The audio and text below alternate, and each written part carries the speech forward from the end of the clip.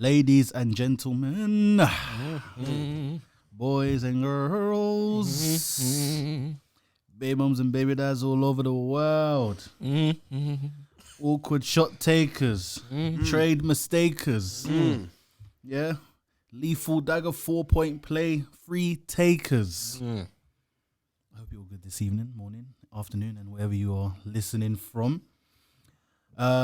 Before I introduce myself and I introduce the lads, I just want you guys to do something real quickly. Even though this is the beginning, you're watching this on YouTube. If you haven't subscribed, you should press subscribe now. Just, you know what I mean? Press subscribe. Like the video because you like it. Yeah? Post notifications. Turn it on so you know when we upload, you're there. You don't miss. Yeah? Share it on all social media platforms. Oh, talking about social media platforms. Follow us. Twitter at Take It to the Pod. Boom. Instagram, YouTube, TikTok at Take It to the Rim Podcast. Yeah? We're there. We're live. We're here. We're there. We're everywhere. Yeah? So make sure you do all those things. And now, introducing. It's myself, Rods. AKA, man, 30-year run just to lose. It's better I say it than they say it. 'Cause if they say it, it's gonna be much worse. And I was preparing myself. AKA, Derek Jones Jr. You turned the ball over. I'm upset. Still. Yes. Do you know what it means to go on a 30-0 run and to still lose? Yeah, that's embarrassing. 30-0 run in the fourth quarter. That's embarrassing. And you're up by 6. Like, it's very embarrassing. But don't worry. I'm going to have a call with those boys at some point. We need to change things. With all of them? Yes, with all of them. Well, maybe there needs to be more certain people in the crowd for them to really step up and play. Is that person you? No. Yeah, okay. Definitely But not. Joe Budden spoke about it. To the left of me, I got where the sun will shine. LA Jules in the building.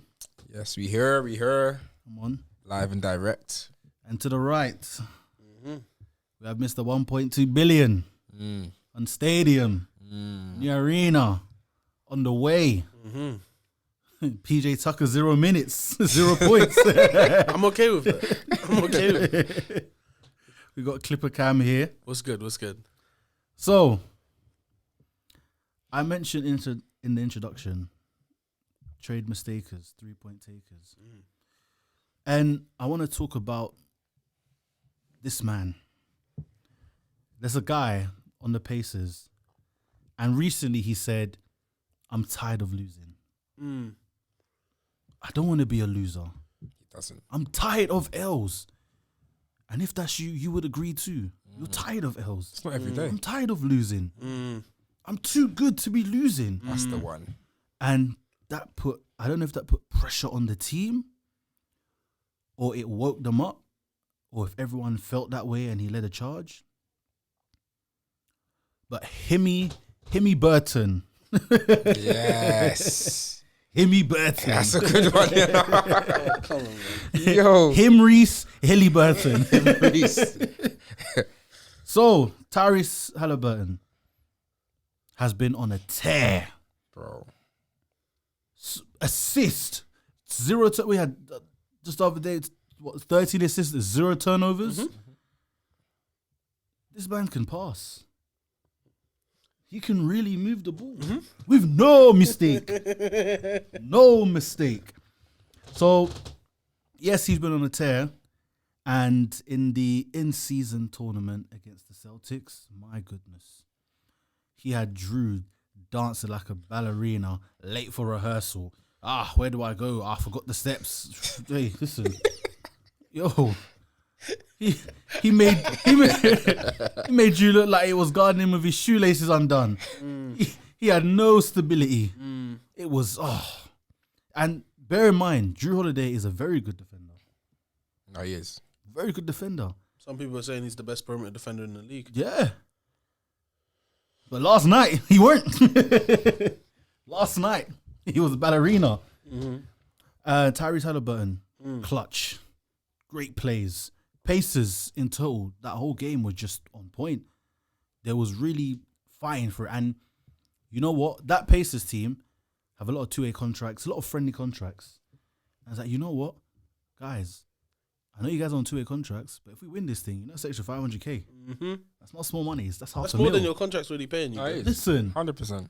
So I understand why they be fighting hard. Like, they need that money. Pause. Ah. Too early, man. But the Celtics literally deflated. Pacers went on a great 9-0 run, and it was just the atmosphere, the crowd. It was just electric. Like, it was, honestly, at first this in-season tournament, I was like, I'm not too sure about this thing. Mm-hmm.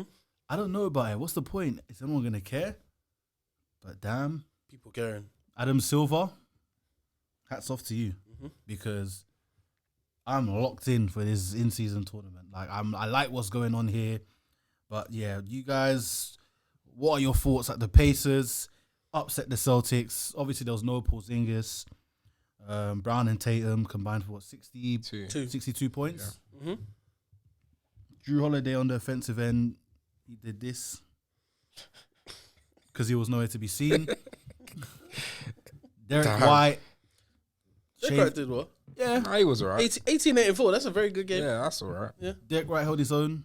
For a defensive player, that's definitely a very good game. Al Horford was too busy speaking Spanish or doing something. I don't know what he was on, but that bag of bones, he was not. Was not on it. But what's you guys' thoughts like on the? Was this a bad game for the Celtics? The Pacers just outplayed them.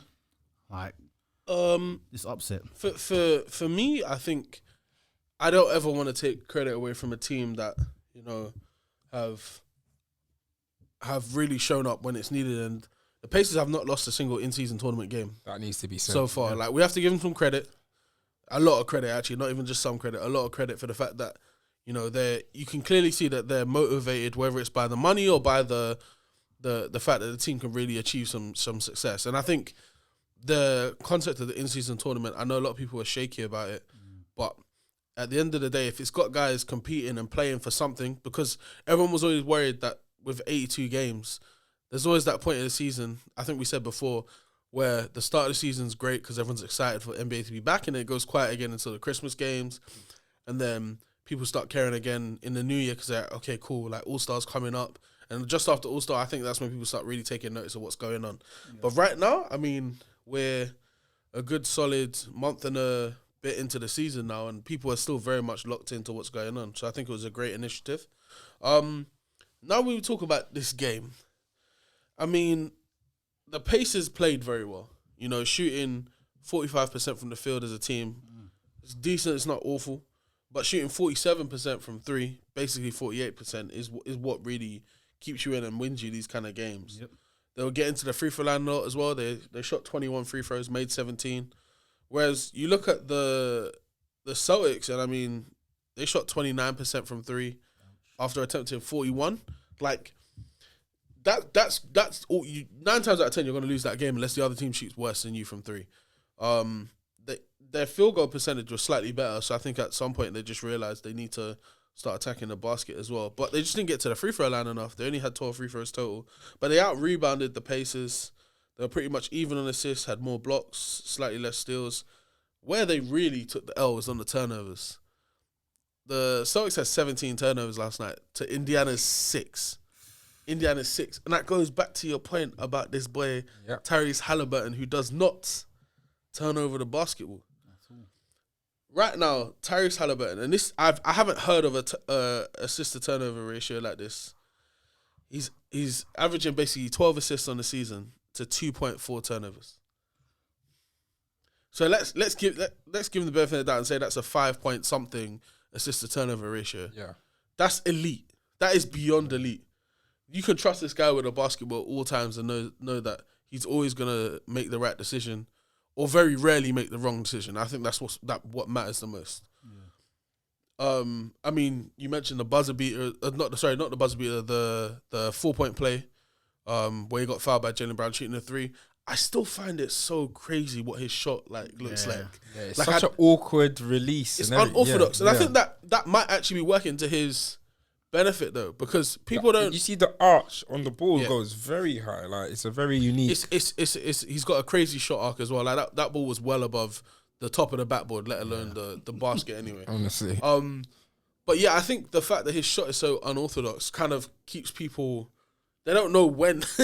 At what, like you know, what's gonna on a happen. generic jump shot, yeah. If you know when a person has the ball from their shooting pocket to about their chest or their chin, you know they're about to shoot the ball, unless obviously they're pump faking. With him, like it's so.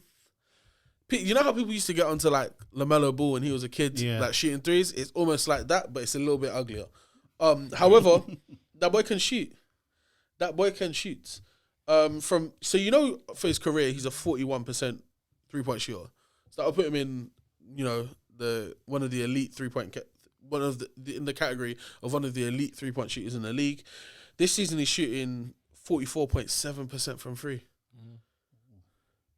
it's just On 9 attempts. Like it's not like he's not shooting a lot as well. Like He's shooting. his attempts are up, his percentage is up. He's having a great season so far.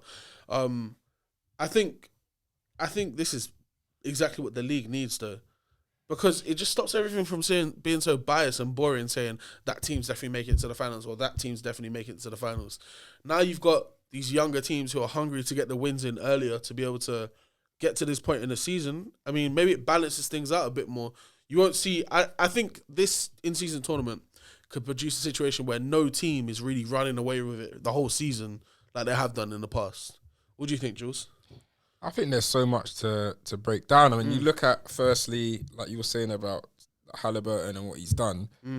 He's literally on 50, 40, 90. Like he's 52% from the field, 44.7% from the 3-point line, like you said, and it's 88.1 from the free throw line, and he's averaging 26.9 points. I'm saying 27. Basically 27 points. 27. Like he's averaging 12. basically 12 assists, Yeah. and then obviously rebounds. He's a guard, 4 rebounds, cool. But it's still the little things like steals. He's averaging 1 steal a game. And it's like, when you watch the way the Pacers play, like I watched the game last night, it was such a brilliant atmosphere. It's the atmosphere that you want to be seeing. And that I've never seen this atmosphere prior to Christmas in the NBA. I'm talking playoff intensity prior to a Christmas game. Remember we were watching like the Cavs Golden State? That is playoff. When it was after the series, they would go back and forth. But this was proper.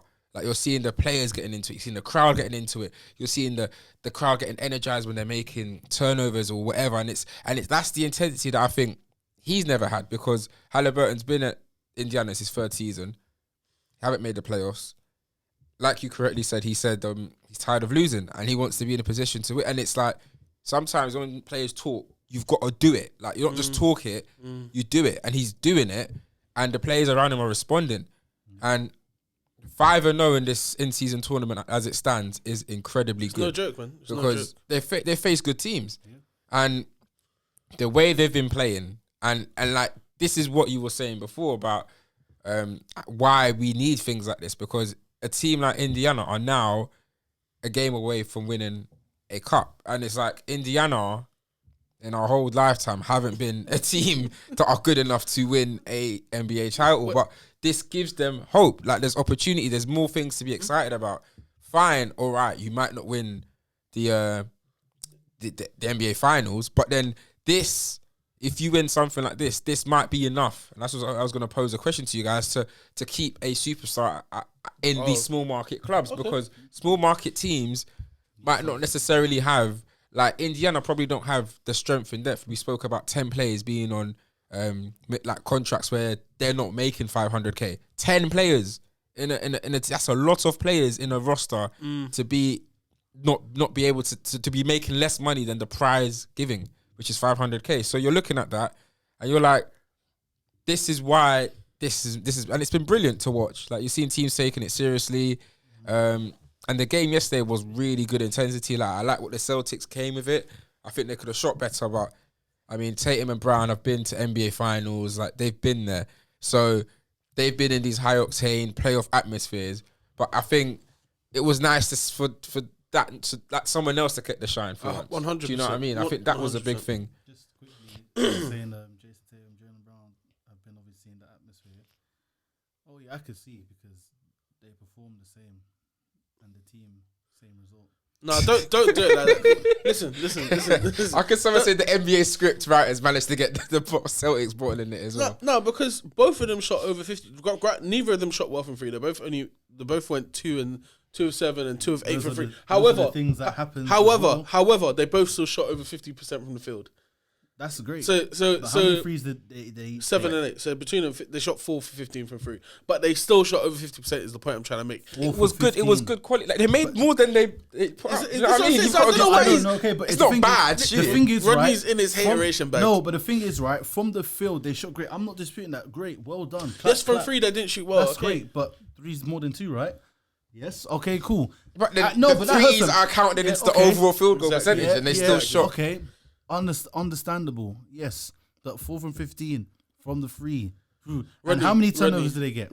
How many turnovers did they get? Let me know how many turnovers, because Jaylen Brown, I want to know how many turnovers he got and how many turnovers Jason Tatum got. I'll tell you, Jason. Because they had 17 turnovers. Tatum had 2. Okay, cool. So I mean that's not great, but I don't think too many. But you know, go ahead. I don't necessarily think he's the problem. Okay, that's 2. That's fine. Ronnie, I just want to point out. I'm cool with Tatum. I just want to know how much turnovers Jaylen Brown got in that game. That's all I want to know. How many turnovers did he get? 3 turnovers. 3. So 5 combined turnovers of their total 17. Okay, cool. And they had 62 points. Ronnie, rest it. They had 62 points. Okay, but let's just deep this. Ronnie, rest it. 5 turnovers between them, right? Cool. I don't know if it was. His argument's clutching now. Yeah, if all 5 turnovers led to 3-point makes, that's 15 points. And how much did they lose by? Let me know. 10. It was 10. Yeah. I remember they hit it 3 at right at the end. Was it 10? It was like 121 to 112 or something like that. Yeah, 10. 122 to 10. 10. Ronnie, okay, I just might. You should be embarrassed by what you just did. Genuinely embarrassed. You should be embarrassed by you have no integrity, no class, no ethics. You're just stating for the sake of stating. There's nothing there. Just say you don't like the team. That's fine to say. I'm just calling a spade a spade. If you don't like it and you thought it was a fault, that's not my problem. Wow, Ronnie. At the end of the day, this does not erase the sweep that you man got by Boston. Okay. Yeah. So let it go. Thank you very much.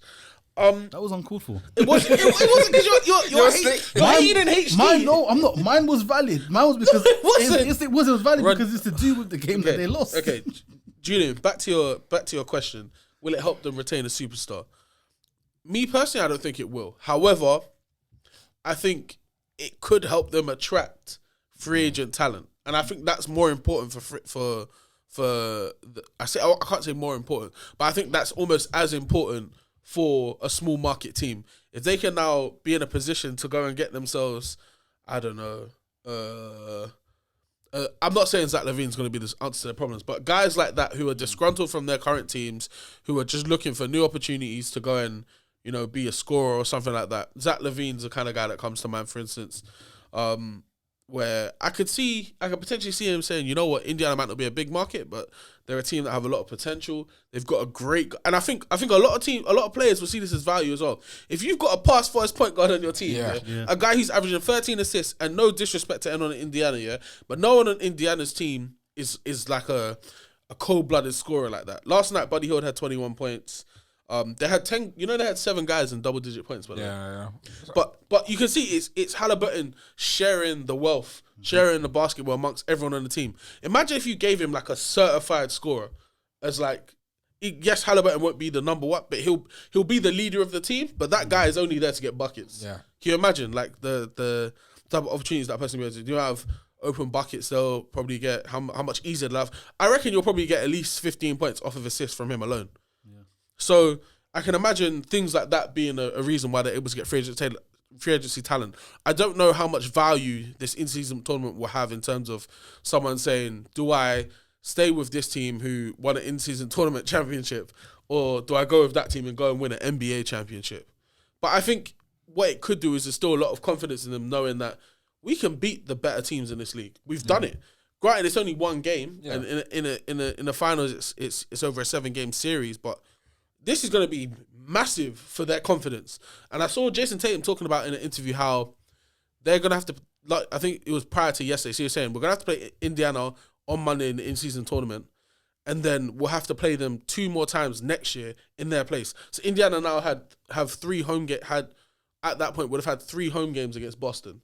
And he was like, that's tough. That's brutal. So I feel like in situations like that where guys are even almost saying it's got to be long going over there, you're already in their head. And it's the fact that it now becomes a grudge match. Because we 100%. saw it, the flip side of it with obviously Sacramento and Golden State. They had the in-season tournament games. And that was a playoff atmosphere because of what 100%. happened last season. Getting it back in blood. That's what... So obviously now the Celtics are going to go into 2 games against the Pacers in 2024. They need it. They need to go at least win one of them. They need to come back strong because you ain't beating us 3 times. That's like what? That means come playoff time, you've beaten us 3 times already this You've got season. the mental advantage. I mean, at that point. that's not good enough. So I like it as well because whether it creates rivalries, I hope it does. Definitely. And then now, when those 2 matches, okay, we won the in-season, we knocked them out, coming into the arena. Yeah, last time I came here, we got sent home. So now, it becomes no, we have to win this game, otherwise we're going to give them too much confidence. And then the same way the Pacers are like, we won before, we're going to do it again. And that intensity in the games is going to be so much better as well for the league. So I like everything that's happening, and I'm happy with it. something very quickly to add. I read earlier today, which I was quite intrigued about, and it was a very valid thing. So obviously, we all know that Steph, LeBron, and KD are probably the elite, like GOAT level kind of standard of talent that we've got in the league, where you can compare them to the greatest to ever play, and they're probably the greatest to ever play. And in terms of the new talent or younger talent, like the NBA has probably been struggling to get that identity of. I know we've got Jokic's and Giannis's and Embiid's who are of that nature and stature, but in terms of like marketable, I think the NBA are trying to also emerge some of the younger stars, probably the guys under 25, because obviously the Jokic's and Embiid's, they're all older. Yeah. So I feel like things like this, like it's given someone like Haliburton such a massive platform, such a massive, Definitely. like they've got viewership of everybody. There's not a single other game going on at that moment when the in-season tournament game was happening yesterday. The entire NBA community is watching. His fellow peers are watching. You've got everyone that is a basketball fan tuning into that game. So all the broadcasters are watching that because it's the sole game. So I think it gives some of these guys that might not have to shine over a 7-game series because you are facing some of the likes of Steph's or LeBron's or KD's who are that good that over a 7-game series, they whittle you down as Jokic and Giannis, and then they are good enough to eventually whittle you down over a 7-game series because they are the best. But in a 1-game like atmosphere, where as you all know, like any team's capable of beating anyone, it does give you that certified validation that he's the real deal. Like anyone can say Haliburton, what he did last night was special. His first triple-double in possibly the game that mattered most. That was his first ever triple-double. Yeah. Mad. In the game that mattered most. And that says it all. Like you're talking like raising your level to your hardest and toughest game or hardest and toughest Rising moment. to the occasion. That's innit? it, rising to the occasion. And he's literally done that when it mattered most. So I think credit obviously has to go to Haliburton, but I think going back to what we were saying about Adam Silver in the league, it helps us emerge new superstars. And it also, like, we talk about him because we have opinions, we're quite knowledgeable about the game, but sometimes when we're speaking about how great Haliburton is, not everyone gets to see it. So I think going back to the point about what we're able to create from some of these young superstars, things like yesterday and the in-season tournament has proven is, it's great. I think we'll see how the rest of the tournament goes, but I've enjoyed it. I got a little transition. Rodney. I'm trying to channel my inner Rodney for this one. Go ahead. You know, you're talking about Tyrese Haliburton. You mentioned, what did you say about the trade? What was it? No, just Win-win. because, do you know is because not that, I don't know if I don't like, but a lot of people are like, oh, it was a bad trade. Did they trade the right point guard? Come on. That might have been the most even trade I've ever seen. Literally, in the NBA. literally. Like I think both teams have massively massively benefited from that. And as I'm saying that, we're going to talk about the other team on the other end of the trade who end up getting some bonus in the trade with for Haliburton, the Sacramento Kings. And sadly, their fate was not the same as the Pacers last night.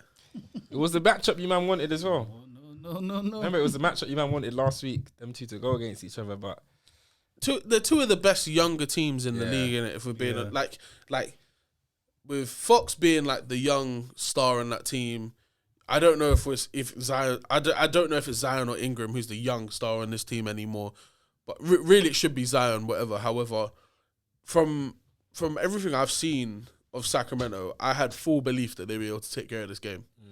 From their strong regular season record last year. And the fact that they were convincing in a lot of their games, their really tough playoff series against Golden State as well. I know a lot of people were saying they wanted, if there was a team you'd want to play in the playoffs last year in the West, it was either Sacramento or Memphis. Yeah, a lot of people said that, but yeah, man, they just couldn't get it done. And I mean, after looking at what Brandon Ingram was able to do, I mean, Jules, you enlightened me to this, but he couldn't be stopped. Yeah, like the way the game started, but I watched like the first quarter and they were up by at least 10. I think it was 27-17 at a stage. And the game, like Sacramento were playing with that energy you're used to seeing from them, dominating. The crowd were getting involved. They were getting transitional dunks, they were really energizing. Keegan Murray was doing like threes. It was Kevin Huerter was dropping. Everyone was hitting, and it was going well. Then Pelicans started to come back into it. CJ McCollum hit a couple. Ingram started. You could slowly start to see he was making a couple buckets here and there. Zion was chipping in, and then no, he chipped in with a couple buckets. He didn't chip in as well as Brandon Ingram. You know when someone just brings you water, but you're not that thirsty. That's what he did. That's what he did.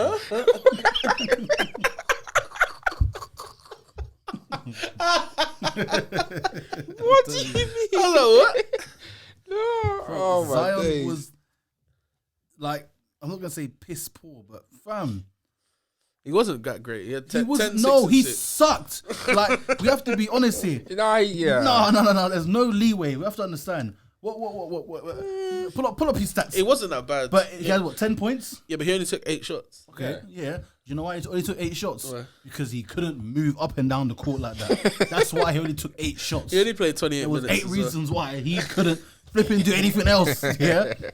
Like, looking at Zion during that game, I'm just like, he's taking the piss. After you in the summer, you've come on Gilbert Arenas' show and you say, yeah, it's tough, man, but I got the right people around me, getting in shit, all this stuff.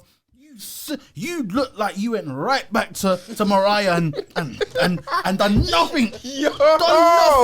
What is this? That is wow. What am I watching? What am I seeing? This guy, the way he's jogging. Bro, you know when you make a default play on 2K and you're thinking, okay, what dribble style should I pick? He was running like an NPC. Like, what's going on here? What's he doing? He is not in basketball shape. He is not, like, even when he's trying to be aggressive, it's just like, bro, you're tired, relax. Like, it was bad. Like, yes, granted, the Pelicans won. You know, the team done. You're not saying they won because of him. But it should be like, it should have been a 1-2 punch. They won in spite of him. Zion, exactly. And then I'm just like, what's going on? Because Zion, it's so tough because it's like, he basically kind of has the keys to the franchise already-ish. And it's like, he doesn't have, like Charles Barkley's always been saying as well, he don't have like a Moses Malone to really get onto him. He don't have anyone to really get onto him. Like, you know what I'm saying? So I'm very disappointed in Zion's performance and just how he is. His energy on the court. He doesn't hustle back. He's just jogging everywhere. Just jogging. If you want to be a jogger, go and run a marathon, bro. On this basketball court, you need to run. And you know you need to get into basketball shape. Push yourself. Come on, man. What is this? So what has gone wrong for Zion? Let's stick on this whilst you're here. What has gone wrong for Zion recently? Because he was doing well. I think he had 31 points. He hit every field goal. But I think after the game they reviewed it. Do you know what it is with him that I think people have just clocked him in it? Like he hasn't really, his bag has been the same size since he came into the league. And bear in mind, this is his 5th season. I understand it's only his 4th actual season. I don't even know if you can even call it his 4th season because he combined, he's played one less than 2 seasons worth of basketball. He's played 132, so that's 1 full season and 50 games on top of that. But I'm looking at some of like the trends in his game. Like he's shooting he's shooting a worse field goal percentage. He's taking less shots. He's playing less minutes. I wonder why. Yeah, I mean his 3-point percentage is worse as well. He's getting to the line less and he's making less. But let me be devil's advocate, yeah. Go on. Let's talk about this month. Go on. So no, let's go from November to December. His points. Let's just give you his points, a couple field goals. I'll throw a couple stats around in it. Hit me with it. So we'll go from mid-November. Pause.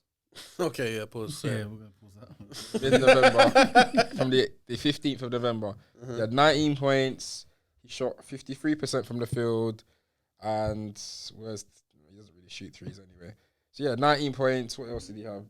He had 7 rebounds, 5 assists. Next game, 26. 4 rebounds and 6. Then 26, 3 and 5, 25, 5 and 6, 32, 6 and 5, 26, 4 and 7, 33, 8 and 6, 12, 4 and 7, 27, 5 and 3, 10, 6 and 6.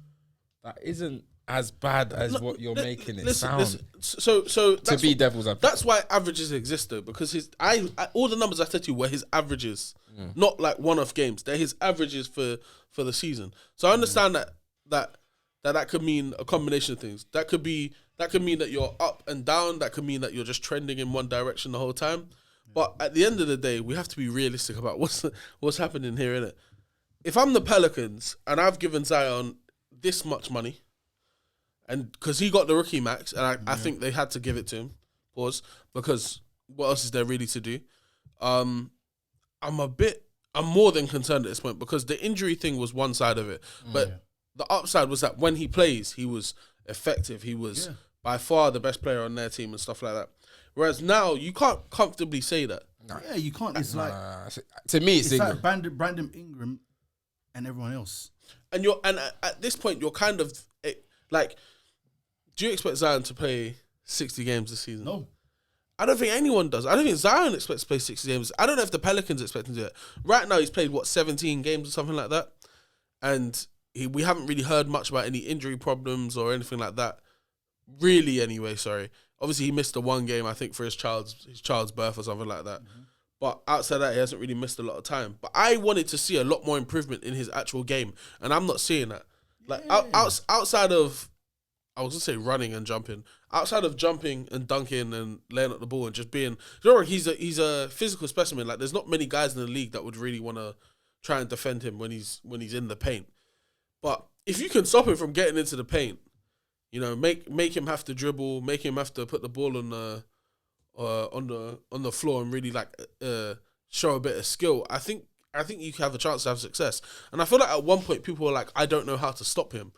Whereas now I don't necessarily think that's the. Also, like, you can expect him to get gassed at like the 5-minute mark of every game.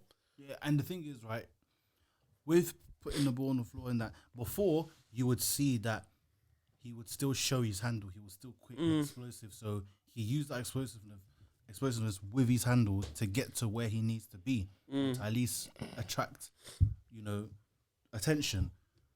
But now it's just like it looks very toned down. Like, he's not. Like, I'm not saying he's not aggressive, because those numbers in the summer, yes, there's some. Like, for me, I'm expecting Zion, like, minimum. Like, what? Brandon Ingram and Zion, I'm saying 25 apiece. Yeah, both of them are under that as well. Both of them, in my opinion, are actually relatively underachieving, which could be a big part of the reason why the Pelicans aren't where I kind of expect them to be at the start of the season. But it's not. He didn't look affected that game. It was just worrying. Like, yes, in some games, regular season, yeah, he's great, but he's getting a lot of his points early, because, like you say, he gets gassed, and then he's just kind of jogging it. And it's like, it's just one of the ones where it's like, bro, I can't remember when he appeared on Gilbert Arenas' show.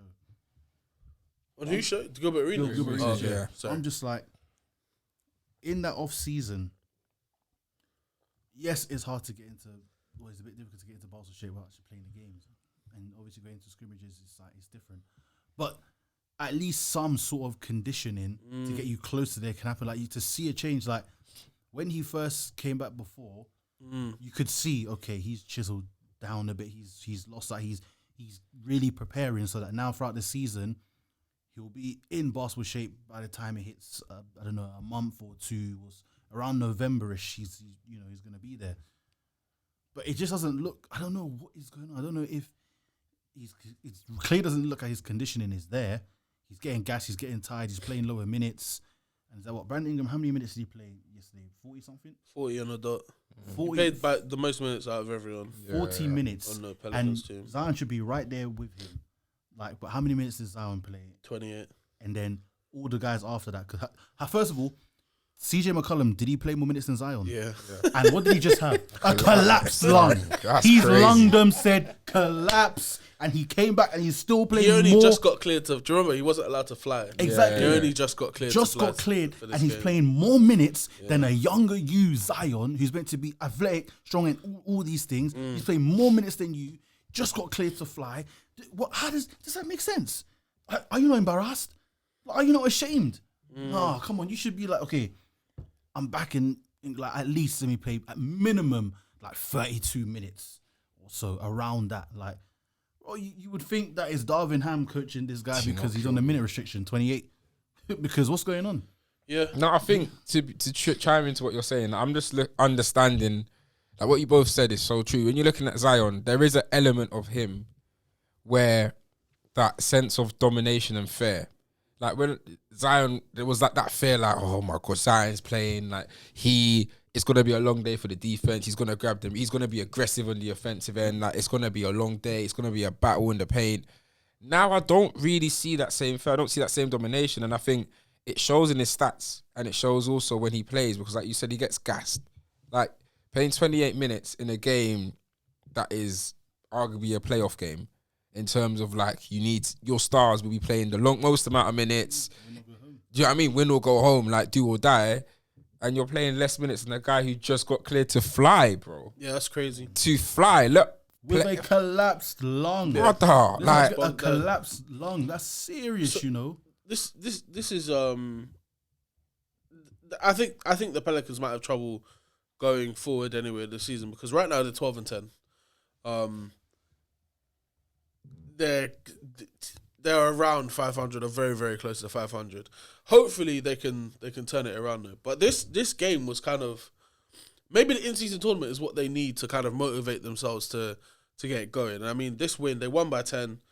They shot better from the three than Sacramento. I think that's where Sacramento probably fell off a bit, to be honest. Sacramento shot 34%. The Pelicans shot 45%. They both had a very similar free throw percentage, even though Sacramento took 10 more attempts. Pelicans won the rebounding battle, offensive and defensive. Same assists. Pelicans had more blocks, more steals, slightly less turnovers. They killed them in the paint as well. There's no way you're going to win a game when the other team is shooting better than you from three and they have more points in the paint than you. So I think all in all, I think Sacramento are going to be a little bit disappointed because I really think they were one of the perfect teams for this kind of tournament. And if we somehow were able to see it, Indiana or Sacramento, that would have been perfect. That would have been great. That would have been great to watch. Sabonis had a 26-point triple-double. Yeah. 26, 13, and 10. What's going on with these guys? Because between Sabonis, Giannis, and Luka, right? Are they all? I said Giannis, Sabonis, Jokic, and Luka. Are they all just built for triple doubles? Is that what it is? The way it's running right now, isn't it? Do you know what it is, right?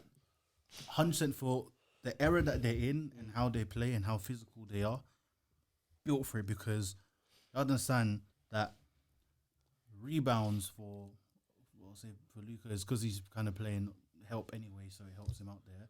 But for like Jokic and Sabonis, they're getting these boards like even the ones where it's 50-50 between, I don't know, one of their teammates. Like they're just really capturing all these rebounds, the second chance rebounds. They like the position, even if they miss, like they're getting these rebounds, and because they have and understand the art of passing as well, off the pick and roll, as soon as there's a collapse, it's just automatic. It's just they don't even have to think about it. It's just second nature. So through that alone, they're racking up like, I don't know, like 10 rebounds easily. And then just like out of nowhere, you'll see, but second quarter, they're on like 6 or 7 assists. And you're like, So it just happens, and scoring to them, obviously, he did. Do you know what it is? What I've clocked here, mainly it's all about like Sabonis and Jokic. With Luka sometimes, not all the time, but you notice their scoring is very simple. They're not doing too much. Yeah, so because it's very simple, it's easy for them to get to 10 to 15 points so quick. Because just, okay, I'm a screen and roll, boom. All right, yep, you drive it in. I'm just going to be here on the help side, weak side. Oh, I got a nice open midi. I'm just going to take it. Okay, what? Got a mismatch here. One move, quick up. It's so simple and quick. And you're just like, by the time you look at it, like, oh, he's on 15 points. When did that happen? You know what I mean? So because it's so simple, they have so much more energy to get the rebounds. And then because now they're starting to cook, now their assists are coming in. Okay, we can't double up now. It's just so simple. So that's why it's easy for them to get these stats because of how their game is. And it's very obvious the players around them compliment them a lot. But I think also you got to give Sabonis credit because I think obviously Jokic is the greatest passing big we've ever seen. Luka is a phenomenal point guard, and obviously he can assist. He's not the best point guard, like assisting point guard in the league, but he's still up there. Yeah. Sabonis, on the other hand, to be seeing him getting 10 assists is crazy because a few years ago I would never have attributed that to Sabonis' bag. And I look at there was a specific play he did yesterday. I don't know if you took notice before, Cam, but you see that bounce pass he did. Yeah. So it was a cut. So it was a screen and roll that usually a point guard does with a big, but he's the big doing it with a point guard. It was crazy. He did the bounce pass in between two guys, and obviously the guard ran. I can't remember who it was, but they just made an easy layup. But it's the fact that he has that in his bag to do. Like, a few years ago, I would never have thought Sabonis could do it. But I think what you're saying is true, Rodney, that these players are starting to really do some of the basics better, which allows them to do things like that. Like, some of those plays that were designed for big, that coaches are now saying, no, actually, you have the ability to make that pass. Let's run this play back to front. And you as a big man is passing to the smaller guard and being able to, he's making that cut instead of you, and your bounce pass it to him to make the easy 2 points. So I think it's also down to the intelligence of some of these players. 100%. I think just looking at Sabonis' stats, I mean, he's always averaging a double for the last for the last 6 seasons. He's averaged a double. No, 5. Sorry, 5 seasons. He gets rebounds. He's a good rebounder. Very good rebounder. Always between basically around the 12 mark. He always gets around 12 a game. But the last 2 seasons, he's averaged 7.3, and this season he's averaging 7.1 assists. So he's definitely changed up his game. I don't know if it's changed up his game a bit. I think he's just been around different talent. Yeah. I think one of the biggest changes being with De'Aaron Fox, who's a scoring guard. You know, and I think with that, Sabonis can pass, and he's one of the better passers in the league. It's hard not to get the opportunity to get these kind of stats in a game when you have guards like De'Aaron Fox and Malik Monk cutting to the basket. You've got Herter spotting up from 3 as well. Keegan Murray spotting up from 3 as well. There's just loads of opportunities there for him. But yeah, no, I found that quite interesting. I'm kind of excited now going forward. So on Thursday, is it now? We've got the Lakers and the Suns, which should be a good game.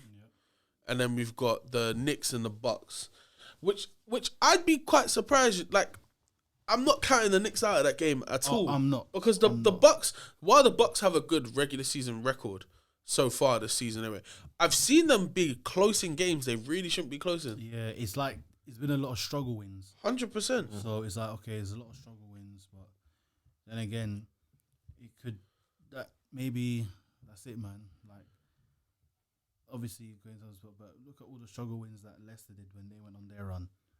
So it's kind of giving those same sort of it's things. not always going to be pretty. Yeah, it's not always going to be, but as long as they get the win. But I'm saying that the Knicks only have one more loss than the Bucks.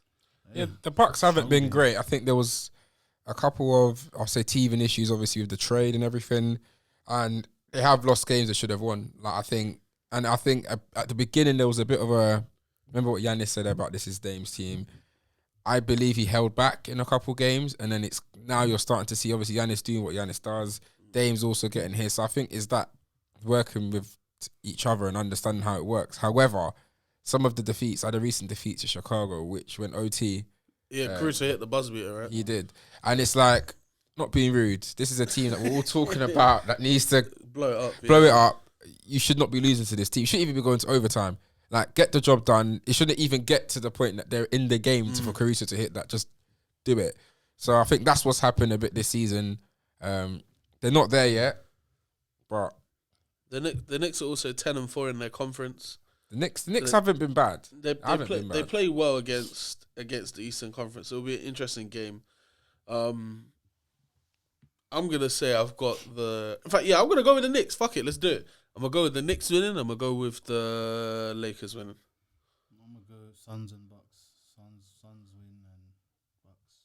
Jules, you have to root for the Lakers. What Bucks and Lakers? I think the Bucks will do it, and then big game. It'll be tough though. So I didn't want to face the Suns, innit? No, but you have to. Yeah. It's tough because that's mad because you have the best record as well, right? And you still got the toughest team to me, innit? So yeah, I think them and the Nuggets are the two teams. And the Clippers, you don't win in a one-off game because they have the superstar talent to do it. Yeah. So does everyone really. But yeah, I think both games will be interesting. I think the Bucks need to, to me, it would be a blemish on this season if they lose to the Knicks. I think the way the Pacers are playing right now, if they get to that division, whatever it's called, conference, whatever, against the Pacers and lose that, it's a bit like, cool. The Pacers are on the up. They're playing crazy. But I feel the way the Knicks are playing right now, it would be a blemish on the Bucks if they lost to them. 100%.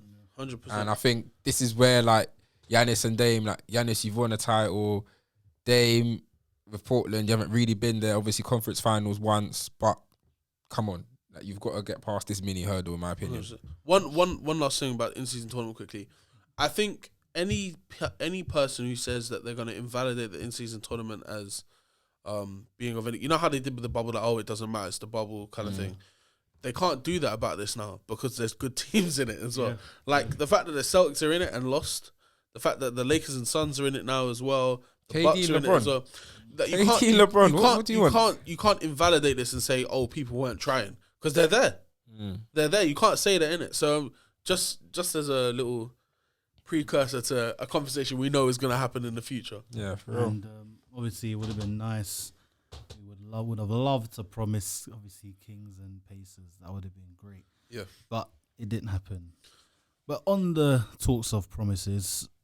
Damn. That was... Someone was promised a max. That was pretty good. That was pretty good. You have to held that one up, bro. That was good, bro. Someone was promised a max contract. A max. Someone said, "Yeah, man, I got you for the. Don't worry, man. Just take a bit of money down, and I'll give you the max. Don't worry, you'll get about that, it." bro. So, James Harden obviously said it before, and he's doubled down or tripled down on it again now. That Daryl Morey. Wait, you got to do it. Daryl Morey, he's a liar. He's a liar. He's a liar. For those who's listening, Jules is recreating the club photos that James Harden did. That calling Daryl Morey a liar. But oh my gosh, Daryl Morey, he promised James Harden a max contract. It didn't happen. It didn't go through. It caused all these issues with him and the Sixers, and so what's your takes on this? Because if you've been promised a max contract, I'm saying, okay, cool, yeah. And then on the flip side, you're like, oh my gosh, look at what you played. Maybe I might have to retract that, refund that real quick, cancel the order and that. But yeah, cancel the order. What's your guys' thoughts on these comments and just Harden double down on this again? I think to some extent we knew this was what the problem was, because whether I believed it was just that he was gonna get given a long-term contract and then traded, whereas Morey. But this is what I'm confused about now. I think about it. Harden opted in for the 1 year. Yeah, the last season he opted in for the 1 year, played it out, was a free agent this season, and signed back with the 76ers for a 1 year deal, right? Right before he was then traded to us.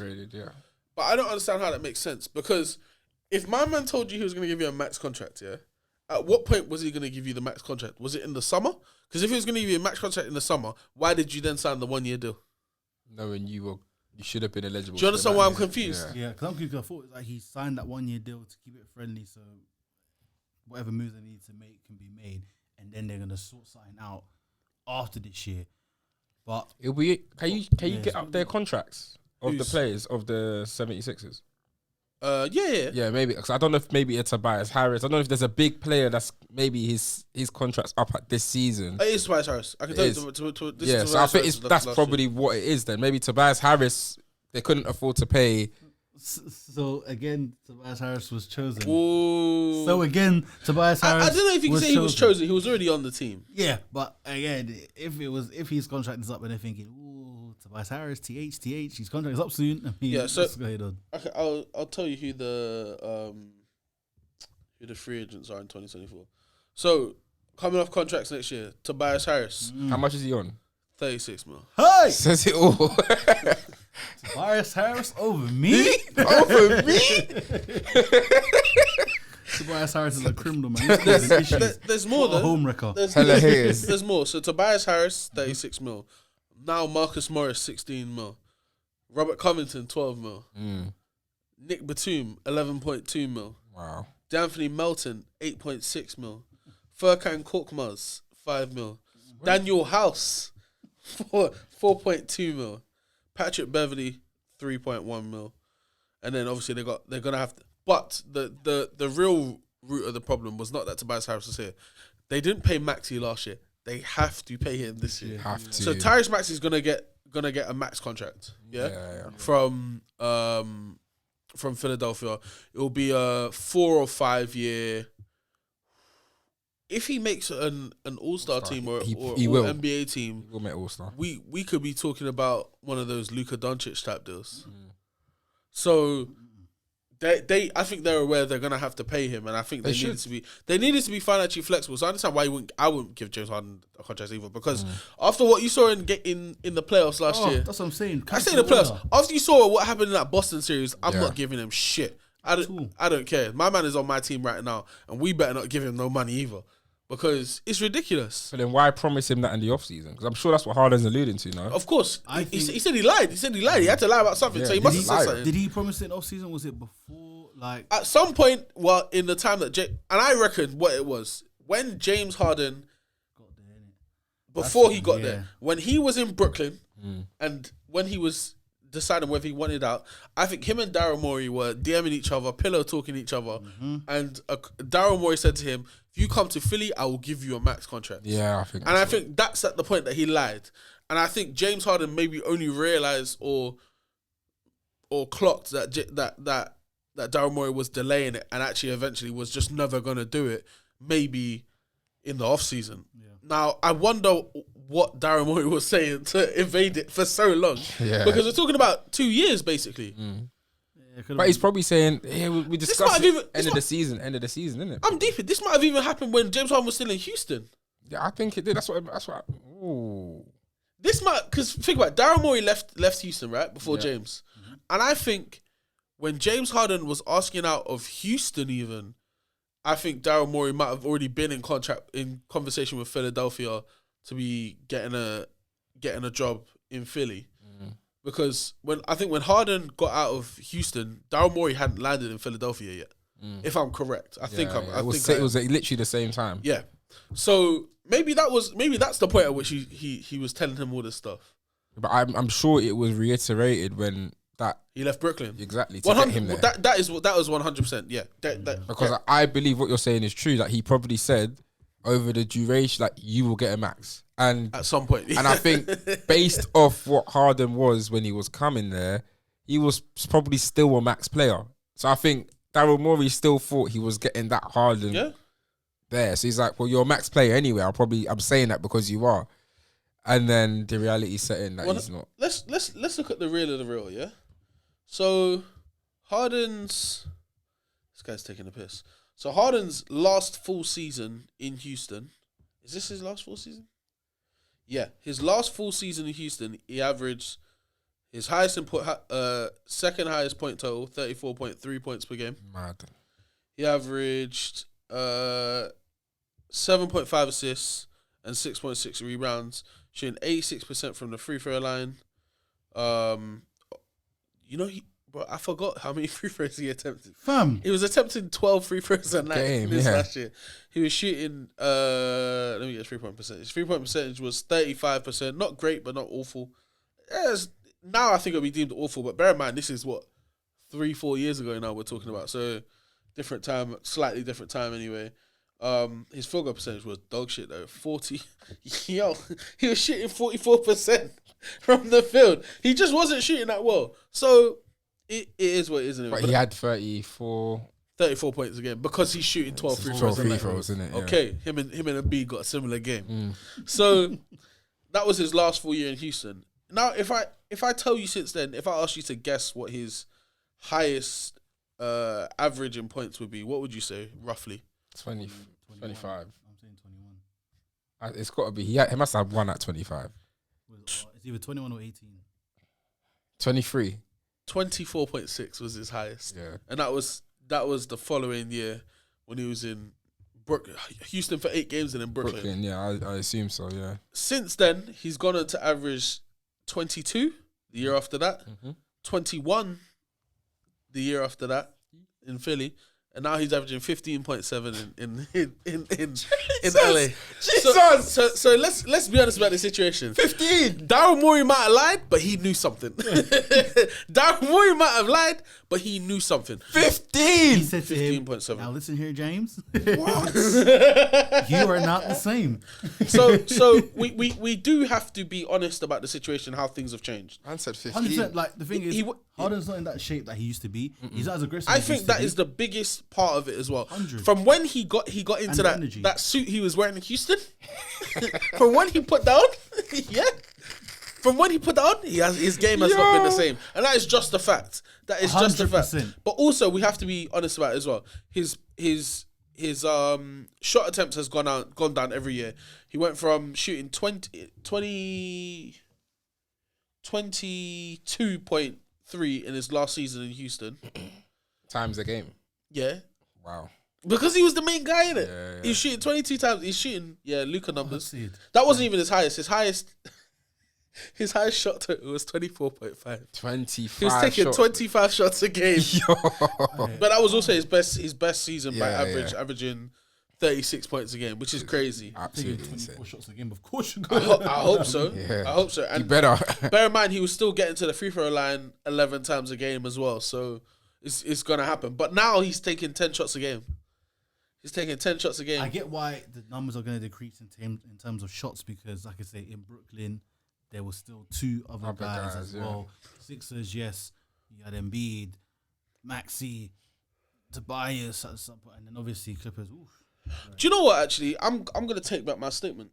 I was wrong because the reason why everything he's doing in Clippers now, only this year I'm saying that for it, or even the other years since he's left Houston, he's had better scorers on his team. His role had completely changed. And he led the league in assists. He did. Once or twice in that time. Last season he led the league in assists at 10.7. I'm sure there was another season as well. Yeah, he did. 10 point. He had 10.3 the season before that as well. So his role has changed in it. Obviously, we've seen James Harden have a crazy amount of assists. He had 11.2, his career high in Houston back in 2016-17, I believe. But now, like, bro, he's taking 10 shots a game. He's shooting 46% from the field, which is his second highest ever field goal percentage. Is what? His second highest ever field goal percentage. This is 46.2. He's shooting 40% from 3, which is his highest ever 3-point percentage as well. So, adding context, I understand. His free throw attempts are at the third lowest they've ever been at 4.4, a night. So I think, okay, we can't just look at numbers. I understand that. That's perfectly fine. He's taking less shots. However, James Harden's 34 years old. The last time we saw a 34-year-old get a max contract and it work out might have been LeBron James. It's definitely LeBron James. Because even KD, when he got his, he got injured. CP3 got his, and you know what's happened since. It might only be LeBron might be, and I feel like a lot of teams need to use this model and say, unless you're in the shape that LeBron's in, we cannot give you a max. It doesn't make sense. It doesn't. And if we give you a max, it can't be for more than 2 years, because we expect you to break down. Yo, he was thinking out his flipping mind, bruv. You're 34 years old. You want a flipping max contract? No, but deep. For how many years? What, 4 years? Are you flipping But dumb? it also depends. From 34 to 30, I should give you this much money. That's crazy. Are you crazy when I've got a 20-year-old you right there playing next to you? Come on, man. Let's be real. Like, now we have to if you're going to be wise with it. Make it make sense. It's gotta make You're it not make in your sense. peak. You want a 3-4 year max. You're 34 years old.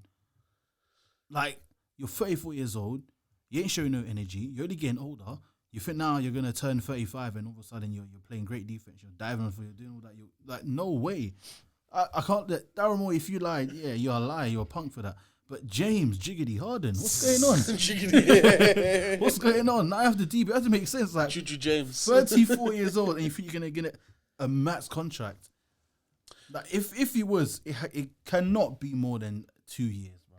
So Yeah, like that means you have had to have played your mind out. Like I'm talking at least a great performance. Like if James Harden wasn't here, we would stand no chance. If it was like that, there probably wouldn't be no issues. But come on, man. I'm corrected. Steph Curry was the last guy 34 years or older to get a max contract and that's work out. fine, bro. And he only signed that. Like he would have signed it. I think the year before last. I think the year they won a championship, he probably signed an extension the following season. Right. Steph's 35 years old. It's fully valid. Yeah, 100%. Fully. Unless you're an all-time great, we cannot give you this contract. Yeah. Exactly. And look at Steph. This guy still runs. People still find it. And even he chase has after him. a few injuries now and again. It's nothing severe, thank God. But but I just feel like you're gonna get him. Like he's going to run. The cut-off point really should be when you get to 32. We have to really evaluate how many games you've missed.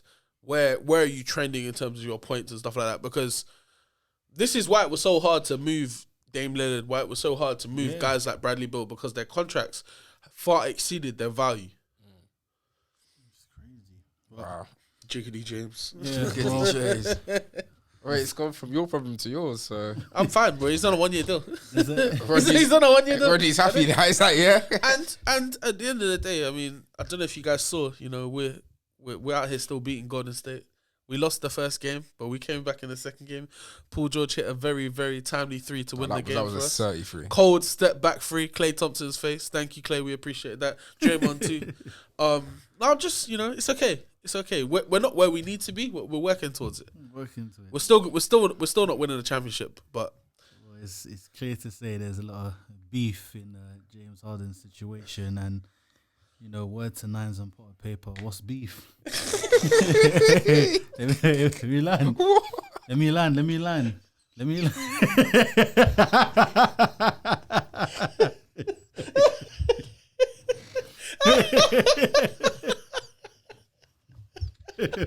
That's it. What's beef? Oi. It's a great song, by the way, but still. Word to nines on pot of paper. my What's God. beef? Beef is when Ime Udoka calls LeBron the B word so loosely. Nah, come on. Guys, if you're watching this, you better hail him up. I want to see it in the comments. on. That was elite. Run. Transitioning. Listen, Bron and Ime Udoka beefing. Now, was this just from the game where it stemmed from? No. The thing is with X is that they gonna pull some highlights on your ass. 100%, bro. So now they dropped highlights upon highlights of Bron giving Ime Udoka work. What, bro? What? I'm talking is Q4. You need these deadlines. The client is calling. You're calling the client. They don't want to buy it. They don't want to buy it. But it's nah, you're getting everything, bro. Ime Udoka got the business and more. Yeah, man. Now, does it stem from that? Maybe it does, maybe not. I'm not too sure. But all I know is throwing that word so loosely is a problem. That's crazy. It's a big problem. So now, Mate, should we explain what happened first? yes. So Cam, you want to do it? Yeah, I can. I don't mind. So, Houston and LA were playing, and I believe LeBron was talking to the referee in front of Ime. someone traveled, I think. Yeah, in front of Ime Udoka, and then Ime Udoka's basically telling LeBron, "Stop bitching." Yeah, because he first when I think that they called a foul on him because there was a travel before the foul. I didn't really look like a foul, and then obviously the Lakers was like, "Yo, ref, what do you mean there's a travel before?" And and then Ime Udoka was like, "Oh, you guys stop crying like bitch," or something like that. And then that word rung LeBron's ear. Something said, "What?" Then he's gone. Hey, don't use that word so loosely now. And I can't lie. Listen, LeBron should have been a savage. Yeah, he should have been a savage. And Shannon Sharp said this, yeah, and I said, yeah, he should have. When Ime Udoka called him that word, he should have said, well, because you were messing with them white ones, that's why you are where you are right now. Exactly. Or in fact, I would have been like, hey, ring, near long. Is that who you want to call as well? Yeah. What you have to? This is one thing. Understand? He's gonna be a respectful man. He's gonna say, don't. I'm saying no. Hit him where it hurts. What? Ime Udoka's down the ground. Stomp on his head, bruv. You have to say what? Let me. From one faithful man to one unfaithful man. From LeBron to Ime Udoka. I think it hit him hard. I think one thing, like you said, Rodney, they pulled up highlights online, and I haven't seen. First of all, I think it's hilarious how LeBron is now playing against coaches that he was giving work to back in the day. You know, he's been around that long. So StatMuse is brilliant. I searched up LeBron James versus Ime Udoka, and I have stats. Oh, okay. Conspiracy Cam is back. I have stats from 2006 onwards. How old were you? From when LeBron was playing against Ime Udoka when, in his playing career, not just when Ime was coaching. In LeBron's career versus Ime Udoka as players, strictly nothing to do with coaching, yeah? LeBron averages 32.1 points. nine rebounds. 6.6 assists. Domination. 1.1 steals. 0.5 blocks. On 51% shooting from the field. Damn. 36.6 from three. And has a plus-minus average of 6.3. Damn. So, Ime, you wouldn't be throwing this word around so loosely. I've got 32 reasons why you shouldn't. I get it. Like you're tired of him getting worky on your team because that's what he's doing. Getting worky. Bro, LeBron is 2C sliding, electric sliding. He's slipping and sliding. He's finessing in, and I feel like as a coach, this must be the most frustrating thing in your career. Like I feel like Pop might have moments like this, but probably not at the same time because Pop won rings against LeBron back in 2007 and in 2014. So it doesn't feel the same. But if this man, the whole time you've been associated with this league, has been whipping your ass. You see the way Kendrick Perkins was saying that Luka, what he does to the Clippers with the belt? That's what LeBron does to Ime Udoka as a player and as a coach as well. And I understand this long. It's not ideal. Every year of your life, though. Yeah, since 2006. That's when the first game here is listed. Bro, that is what we're 2024 in 2 weeks, bro. Bro, were you telling me that he's been basically... You been the bitch. He's been whipping our ass for 18 years, bro. 18 years! Let me tell you, he's been whipping our ass so long. The child that was born in that time can now drink legally in this country. Whipping the ass. What? Are you crazy? Nah. Are you crazy? Now, what Ime said was crazy, though, because he was like, soft ass boy, stop bitching. Act like you're going to do something. That, how you couldn't...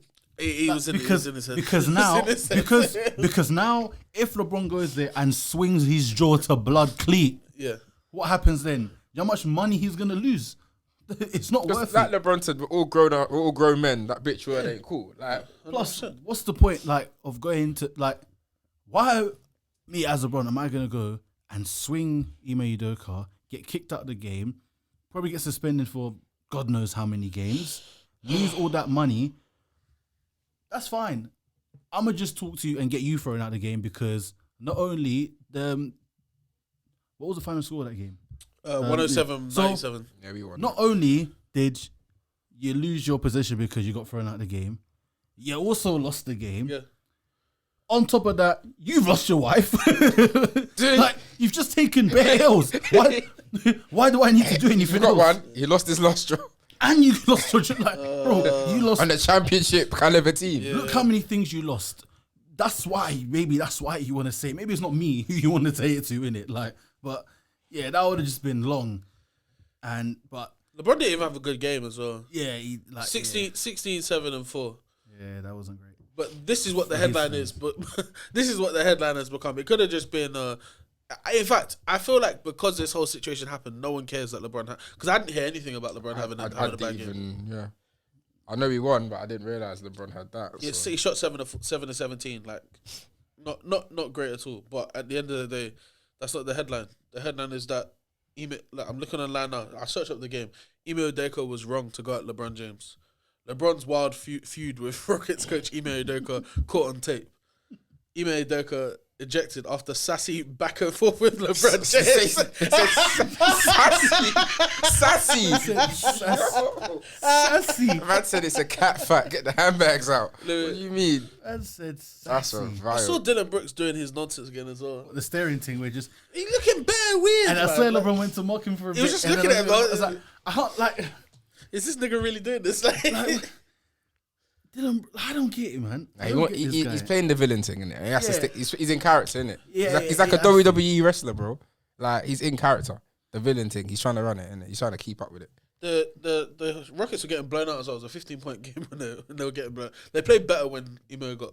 I assume they took the starters out as well, but there was 8:35 left in the game. They were down 15 and it started getting upset. Oh, yeah. But yeah, that whole sassy back and forth was That word is crazy, that though. was jokes, and obviously LeBron didn't have a great scoring game. That wasn't top 10 scoring, worthy. But however, Kevin Durant has just now entered top 10 all time in scoring, Another smooth transition. Easy money. and KD. it's about damn time. Now, KD is one of, if not the best scorer in NBA. Yeah, one of the top scorers in NBA. Currently? History, bro. History, all time? yes. Yes. Even if we talk currently, all time history, like he's up there. Okay. Yeah, the weapons that he has from under the basket to deep three is poetic. Poetry in motion is nice. It's just effortless. And also just want to say congrats to KD for obviously entering that top 10 all time in scoring. And there's been a lot of chitter-chatter about who are some of the best scorers in the NBA. Like, forget stats, but like we would say, currently, let's say modern now and all time, there's a lot of great scorers. Just to throw a few there. If we're going way back, we talking Kareem. We talking Larry. Bird Gang. Yeah. We talking even flipping, not even, we talking Dirk. Dirk was nice with it. Mid-range assassin. When I feel like 100% you're correct. In my head, I'm viewing this as bag. And I'm not talking about defensive. Okay, if we're going pure bag. The way I've interpreted this is who I enjoy to watch offensively play basketball. In fact, not even that. Who I enjoy watching score the basketball. For me, I would say I think I've said this numerous amounts of times. All time, Melo is definitely up there for me. Bro. Melo? I don't think he would be able to. That's the style of basketball that he was scoring with in the late 2000s, early 2010s, it probably wouldn't work now because there's a lot of mid-range. Yeah. It's a slower tempo as well because that boy's jab stepping for at least 3 to 5 seconds. That boy's jab stepping for at least 3 to 5. Jab. He's in triple threat for about 7 total seconds. Like he does not care. But when I tell you, I feel like he was one of the most unstoppable scorers I've ever seen. Like the games in which I've seen him take over, and I'll always reference this because I remember watching it live so vividly. Him against Chicago, where he hit 2 buzzer beaters. From pretty much the same spot as well. The same game. He's cold, man. He's one of the coldest. I would definitely say KD as well. I think in terms of bag, I still feel like KD has minimal flaws in his offensive game. I used to say he had none, but then I saw him get swept. Yeah, that was. And it kind of. But again, I wasn't sure how healthy he was and stuff like that. But I still feel like, and the fact that he to this day, how old is KD now? Must be 35 years old. At 35 years old, he's still one of the leaders in scoring. And league shows that he's got He's third right now. He's what? He's the third. Exact, bro. It's 31 points again. He doesn't rely. That's ridiculous, by the way. But he doesn't rely at all on athleticism to get his points. He's a mid-range assassin, can kill you from 3 as well. He ain't quite got the handle he used to. It's still very, very clean. But I feel like when he was younger, he had a bit more of a skip with him. You know what I'm saying? When he was in OKC, KD handle my God, was. You would think this little, that skip he is the had right way. that ball on a string. Like his handle was tight. I think he's got one of the most iconic pull-up jump shot motions I've seen as well. Like when I know that ball is in his left hand, it's a hezzy straight into, and everyone knows it as well. Yeah, but I still feel it's one of the most unguardable shots of all time. Like, I think once he pulls up and he's in his like you can have your hand in his face. I agree, and he's still like it makes no difference to his motion or not. I agree. Like the alteration of it, he still hits it the same. Agree. And it's like the way even like when Bobo was guarding him and he just made the shot effortless over. Shit, Bobo. I saw him do it to Wemby when they played San Antonio. Now this season, Wemby, it was just like, bro, it really doesn't matter, bro. At this point, we're gonna need a 9-footer, bro. No, it's true. It's an unguardable shot because if we're being honest, this is a 7-footer, a legit 7-footer, and I still don't know why no one has actually gone and measured this. How tall this man is? He's swerved it for years. He went up this year. Pause. How tall is he now? He went up to. Let me go to. So he's 6'11" now. Yeah, I think. Bro, so. This man is at least 7 feet tall. 6'9", I remember the Team USA photo, when he stood next to DeMarcus Cousins. He was next to DeMarcus Cousins and DeAndre Jordan. DeMarcus Cousins was supposed to be 6'10". DeAndre Jordan was supposed to be 6'11", and he was clearing them two easily. Yeah, 6'11". Bro, this man is like 7. I need to see him next to. He'll never take a picture of Victor as well. Never take a picture of Victor Wembanyama ever, because he knows them two are looking at each other in the eye. Them two, close. Man, it's crazy. Other scorers. Then we're talking about in terms of. I can't as much as I dislike Michael Jordan as a whatever for my agenda. He was, bro, one of the coldest. One of the coldest we've ever seen. And I think if he was able to play a longer career, I think it would be the gap between him and LeBron in terms of that all-time score would be way smaller. Yeah, 100%. That's not a question. 100%. That's not a question. Mike, I feel like with Mike's game as well, the shit with him that would really piss me off is the contested jump shot that he's making. I think, yes, he wasn't a 3-point shooter, but the time was different. The time was different. I'm not saying he couldn't shoot threes. He just wasn't there was no such thing as a 40% 3-point shooter back then, unless all they did was shoot threes. So it's understandable, but his bag was crazy. I'm not going to question that. I think Kobe's bag. Yeah, that's my guy. I think Kobe's bag incorporated a lot more post game into that. Yeah, I think Kobe in a triple threat was dangerous, man. Very, very dangerous. And when we're talking about him in the low post and high post as well, specifically on the baseline, actually. Yeah. I was gonna say post, but specifically on the baseline, I haven't seen many guys. I've never felt more confident in someone making a jump shot than Kobe Bryant on the baseline. And I remember when he shot a left-handed 3-pointer because he couldn't go right. Yeah. Giant insane that is. He was a cheat code. Like Crazy. he is my favorite player of all time, and is the reason that I watch this game. And like Kobe, his bag. Cause the thing is, Kobe was like one of the first guys I kind of saw incorporate the 90s and 2000s kind of scoring.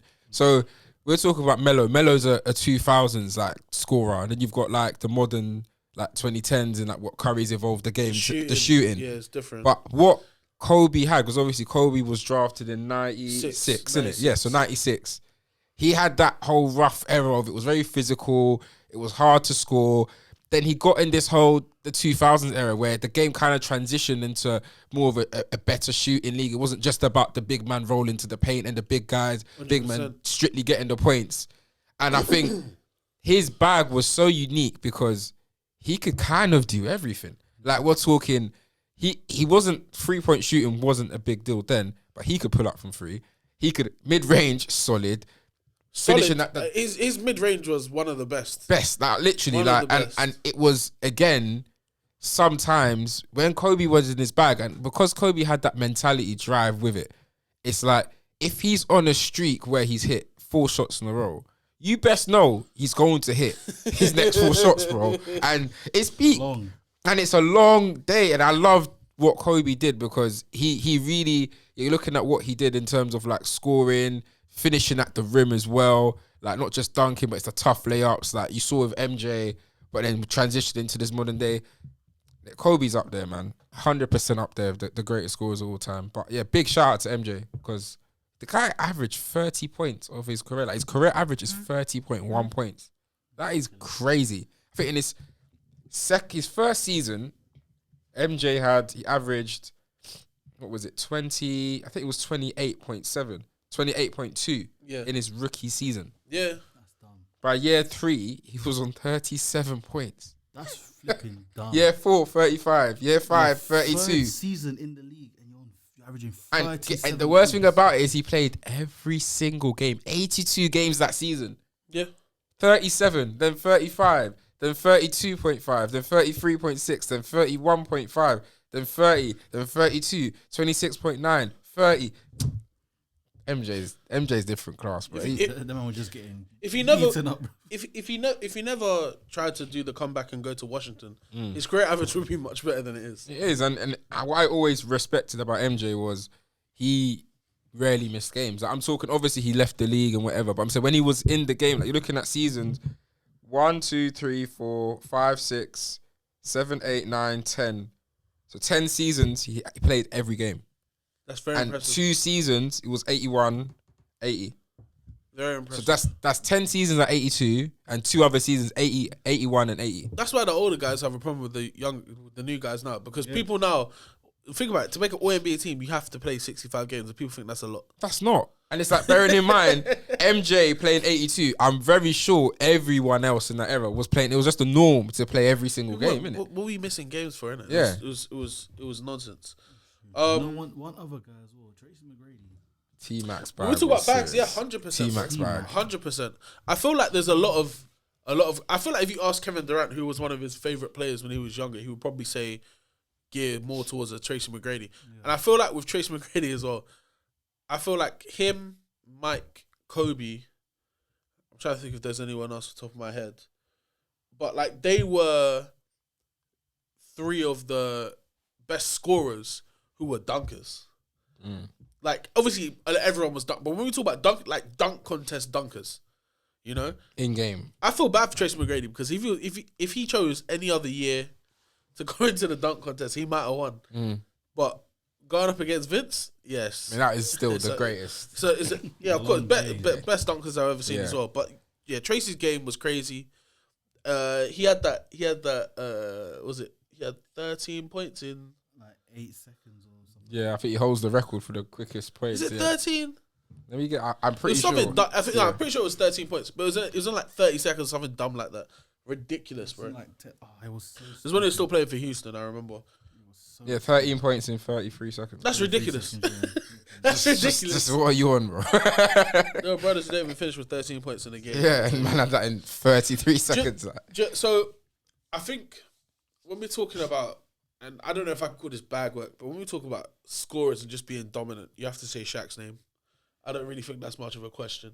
I think the fact that Shaq was so bad from the free throw line and still was able to absolutely dominate the way he was, in terms of points as well, is ridiculous. One of the most boring players I've ever seen play, but big fundamental Tim Duncan. Yeah. I love Tim. Not Duncan. exciting at all. I love to Tim watch. Duncan. It's simple. He's number 12 all time in scoring.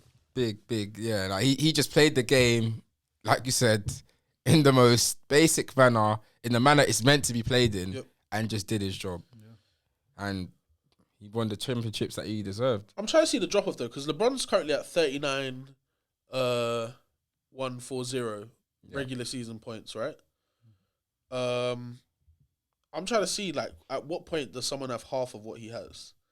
So I need like somebody who has 24. So 27th on the list has 24,814, which is Patrick Ewing.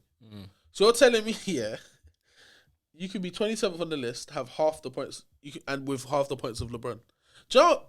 I don't like, almost demoralizing. It's like because I can't think who's like Steph's like on this list. Russ is 28th, Steph is 37th, DeMar DeRozan's 45th, Dame's 57th, Paul George is 88th, which is quite surprising. Giannis is 90th. Is that on all-time scoring? Yeah. Wow. All-time scoring. Rudy Gay is 115th. Kyrie's 116th. AD's 118th. Kyle Lowry's 119th. Kyle Lowry's 119th. Kyle Lowry's had a few seasons. No, but he was never like a scorer like that. It's just it's longevity though, isn't it? Because at that point we're on 15,000 points. He's been in the league for 15 years. Yeah, that's capable. It's averaging just over 10 a game. But I just feel like at one point I really believe KD would be able to crack that top 5. I don't think it's possible anymore, man. Because for KD to get top 5, it's just because he missed too many seasons. KD needs injuries, man. 100%. KD needs 5,000 more regular season points to get. Yeah, he needs 5,000 more because you have to overtake Michael Jordan at that point. 5,000 more points to get top 5 all time in scoring. I don't know if that's even possible. How many? And he's 35. He'd have to have 2,000 points this year. He needs to play for 5 years and average maybe 4 years and get about 1,003 each year. I feel like he could definitely finish anywhere from 8 to 6 because there's 1,000 point jump between where he is now, where he is at 10 and where Shaq is at 9. But then after that, Julius Erving, Wilt Chamberlain and Dirk Nowitzki are all like 1,500 points apart. That's one season of averaging over 20 points. So like, and 20 points is a baseline. Yeah, which he that's very attainable to do, innit? It's just it's just how long he stays in the league. This is the thing, and I don't know how much he cares as well, man. But it's a bit sad because it's like you said, it's the couple seasons he's missed with injury. 100%. That would have been it for him. And you know he averages probably close to the latter stages of the 28s to 30s. People think KD used to lead the league in scoring. Yeah. He's 3-4 time league leading scorer. I can tell you. Like KD deserves his flowers, isn't it? And I think like a lot of people will look back at obviously that the move he made to go to Golden State as a flashpoint and obviously what can be diminished in his career. But I think KD he does not give a damn. Like what he does on Twitter alone shows you like he doesn't care about. Like, did you see the tweet he did the other day where he said something about like giving out like something generous at Christmas or something, and he's like, I'm gonna retract that statement. Like, he don't care. Like it was years ago when it was like at OKC, he was like, oh, he feels like going to give someone like a Christmas turkey or something. He's like, I ain't doing that. I feel like KD is just him, 100%. and I like the fact that he keeps to himself, like he is himself, even his uncombed, unbrushed hair. Like it cracks me up, but he doesn't care. He's just, I'm here for basketball. Don't chat to you about anything else, innit? So I'll big up him, man. Just looking at it, KD led the league in scoring 3 times. 3 times, yeah. 3 times. I think I don't know, man. Do you know what? I would love to see a situation where KD could somehow finish in the top 5 in scoring. And I don't really know if there's a real reason for that. But I think maybe for me to make more of a claim that about him being one of the greatest scorers of all time. That's not a question if he's one of the greatest now. But when I talk about like eye test talent, I really haven't seen the way these young guys talk about Paul George. I feel like is how I feel about Kevin Durant offensively anyway. Yeah. In terms of I don't really see flaws like that in his game. And only, like I said, only recently has he slowed down a bit with the handle. But I really, like, I can't stress this enough. Anyone who's remotely interested in ball or just trying to see, like, great offensive play, go watch Kevin Durant's highlights from when he was in OKC. Yeah. Because that shit was, he came in the league doing that as well. Like, it wasn't like a situation where he took time to grow into that kind of player. He was always offensively there. He just needs to get stronger. I think that's really the only thing that he ever needed to do. And you really saw it come into play. I mean, think about it this way. He got drafted in 2007, yeah? In that, the year he got drafted, Kobe Bryant led the league in scoring 3 times. He was the next leading scorer. And that says it all, because and it's, to me, with KD, yeah, it's what people don't understand. Like, his career is his career, I think the lowest scoring he's ever had in his career, and this is the lowest, yeah, is 20, barring his rookie season, we'll take that out, and at 20 points, it's 25.3 points. Barring 25.1 points in 2015-16. So you're telling me, take away his rookie season, in between 2008 to 2024, his lowest scoring season was 25. Was 25. Yeah, man. That in some guy, that's their best scoring season. That's his lowest. Yeah, certified bucket get, man. And it's not just that; it's the efficiency in which he does everything. Literally as well. Like, bro, I'm seeing multiple seasons of 50+ field goal. Bro, he shot 50% in his from the field every year since 2012. And 2011 was 49.6. Like, deep that. There. But then look at the 3-point efficiency as well. He's had 41s, 40s, 41.9, 45, 40. This year he shot 53. Last year he shot 53% from 3. This year he's shooting 49.4%. Easy money sniper, man. He's different, man. The name stands. It's just for real, like, it's just different. The name stands. No, props to him, man, for real. Just to round off the pod, so there's still no news on Zach LaVine in terms of trade. Yeah, man. No value. I don't think the market is there right now for him. And plus his contract isn't really going to be friendly now, is it? So I don't think he's got years. That's the only thing. Like, if I was a team like New Orleans who were trying to make a push, that's the kind of guy I'd be trying to get, just to see if, because with Zion averaging 22 and Ingram averaging 23, they need scoring, and they need 3-point scoring at that as well. You could bring a LaVine in and he could potentially impact that straight away. Plus, you're still in a fairly decent situation in terms of cap space. Like, they're not, Zion's on his max contract now. Ingram's contract's gonna be up soon as well, you know, for re-signing potentially. I think if now would be the time, better than ever, to take on a guy like Zach LaVine. He's got 2-3 maybe years left on his deal, and try and pair him up with them two, just to see if it has longevity. Because then you know if you need to re-sign Ingram or if you need to maybe let Ingram walk and start rebuilding that team. Because you got draft picks. You know they've got hella Milwaukee draft picks. Yeah. What other teams would you say needs him? Because I feel like I was just reading the article about how the market's dead. And obviously combined with his foot injury at the minute, and then also he's got, I didn't realise he's averaging 21 points per game this season. I thought it was a bit higher. So 21 points, he's shooting 44.3% from the field, 33.6 from the 3-point line. That's not good at all. That's why his market's shit. And it's not helping because he's not playing well on the court, and I think the injuries, and he's been in and out of the team. What other teams would you say need him? Because you said the Pelicans. I've got one in mind. Sacramento would be quite exciting. But I heard Sacramento floating about, which would be... So what are you going to say? No, I was going to say the Heat, Miami Heat. Definitely the Heat. I think Miami Heat could really... But also, if I'm the Heat, I'm winning some games. Like, the Heat aren't doing that. I think they're like 6th or 7th in they're pretty all right, in the East right now. And you know the way they are. But I think he would definitely suit them. It's just, with their cap problems, they couldn't get him anyway. I think Sacramento could definitely be in the conversation because Sabonis' deal is not that much. Like, I feel like they must be one of the only teams that have any good team that have some cap space or flexibility around Cat to potentially get him. Zach in Sacramento would be good. Can't be Milwaukee. Philly. Do you want to see him in Philly? The thing is, I feel like the way Philly are going, it's gonna. I can see an Embiid trade over the next 12 to 18 You months. think they're gonna trade Embiid? Eventually, yeah, I can see it.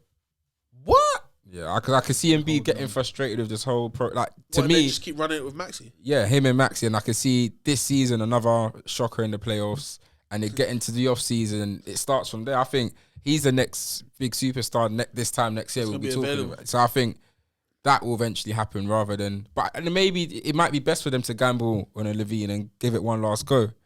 But I don't know. I don't really see much from Philly. Interesting. Yeah, there's not really much teams that I'm really like thinking about for Zach Levine, you know. Unless like a young team like an Orlando or OKC. Trade Klay Thompson for him?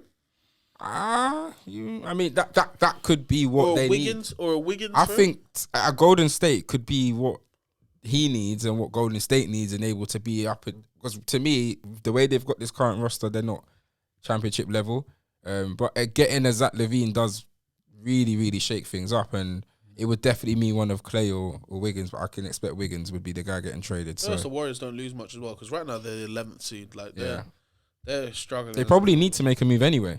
But I don't know if they've got enough assets or cap space or whatever, everything to get it done, innit?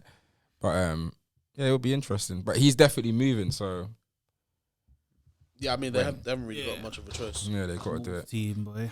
Shout out Gerald, man. Yeah, Shame on you. maybe watch out for him going to Cleveland because apparently Donovan Mitchell is not like everyone's fairly certain Donovan Mitchell's leaving Cleveland in the near future. Not surprised. Really? Yeah, I mean, do you know, AJ? It's just Utah. It was time to go anyway. Wherever he was gonna go, if it wasn't gonna be the Heat, it was always gonna be Or New York. He's Heat or New destined York. to go play for New York, man. Yeah, it was always gonna be temporary, and it was like, I think with Cleveland, it was like open mind, like, okay, there's a good bunch of young guys here. We could do something. Let's see how it goes. Then you're seeing Garland disappear. You're seeing Allen play like hot garbage. You're seeing Evan Mobley get bodied. Like you literally like, bro, it's only bloody Karis LeVert and sometimes Isaac Okoro that's doing something. Like it's like the main guys need to be here, and it's like it's long. It's like just having a flipping younger Utah team with you now. Where Just to ask the question, do you reckon that it's done then with Cleveland? Do you reckon that this is it and it's now time for this experiment to move on? Because there was a massive buzz, isn't it? And is it done? The only thing with them is they're not gonna blow that team up prematurely because of the amount of everything they had to give up to get Donovan Mitchell. Yeah. At the same time, though, they're not gonna let him walk for nothing because of the amount they had to give up as well. So I don't think this year is the year. Next year is the year. But if I'm them right now, sitting at the 8th seed, given like everything, and I know it's still early, but you're 11-9. I would already be looking at potential returns you could get back for Donovan, because there's nothing wrong with Donovan Mitchell. Like, is the rest of the bunch of past garbage? a little bro. bit, but at the end of the day, they're not trading Mobley because he's still young. His contract's still very friendly. Yeah. Garland as well. I think it's the same situation. He's still young. So unless you're saying that you can trade Jarrett Allen for something that you think would make that team an instant contender, which isn't the case because Mobley cannot play the 5. Yeah, you So- need to keep Allen there, otherwise you're done. I'm telling you, it's tough, man. It's tough. Done. But yeah.